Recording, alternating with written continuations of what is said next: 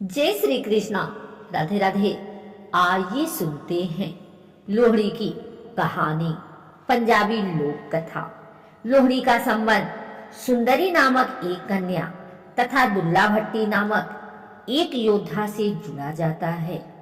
इस संबंध में प्रचलित ऐतिहासिक कथा के अनुसार गंजीबार क्षेत्र में एक ब्राह्मण रहता था, जिसकी सुंदरी नामक एक कन्या थी, जो अपने नाम की भांति बहुत सुंदर थी।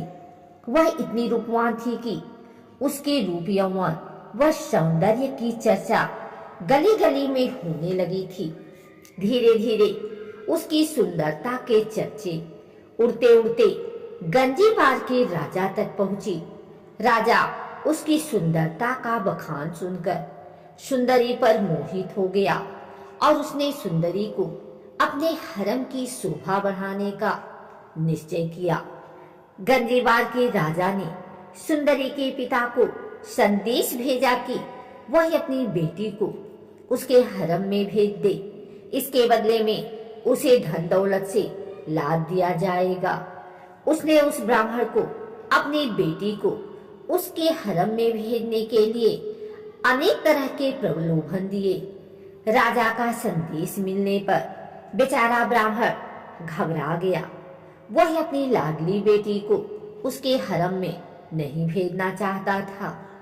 जब उसे कुछ नहीं सूझा तो उसे जंगल में रहने वाले राजपूत योद्धा दुल्ला भट्टी का ख्याल आया। तो एक कुख्यात डाकू बन चुका था, लेकिन गरीबों व शोषितों की मदद करने के कारण लोगों के दिलों में उसके प्रति अपार श्रद्धा थी।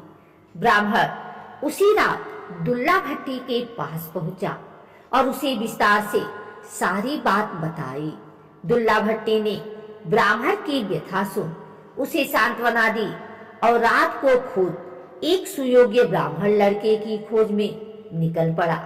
दुल्ला भट्टी ने उसी रात एक योग्य ब्राह्मण लड़के को तलाश कर सुंदरी को अपनी ही बेटी मानकर अग्नि को साक्षी मानते हुए उसका कन्यादान अपने हाथों से किया और ब्राह्मण युवक के साथ सुंदरी का रात में ही विवाह कर दिया। उस समय दुल्ला भट्टी के पास बेटी सुंदरी को देने के लिए कुछ भी न था, अतः उसने तेल व शक्कर देकर ही ब्राह्मण युवक के हाथ में सुंदरी का हाथ थमाकर सुंदरी को उसकी ससुराल विदा किया। गंजीबार के राजा को इस बात की सूचना मिली तो वह आग बबूला हो उठा। उसने उसी समय अपनी सेना को गंजीबार इलाके पर हमला करने तथा दुल्ला भट्टी का खात्मा करने का आदेश दिया।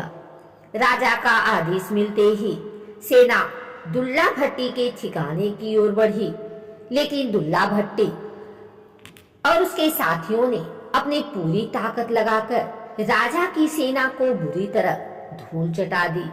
दुल्ला भट्टी के हाथों शाही सेना की करारी शिकस्त होने की खुशी में गंजीबार में लोगों ने अलाव जलाए और दुल्ला भट्टी की प्रशंसा में गीत गाकर भांगड़ा डाला।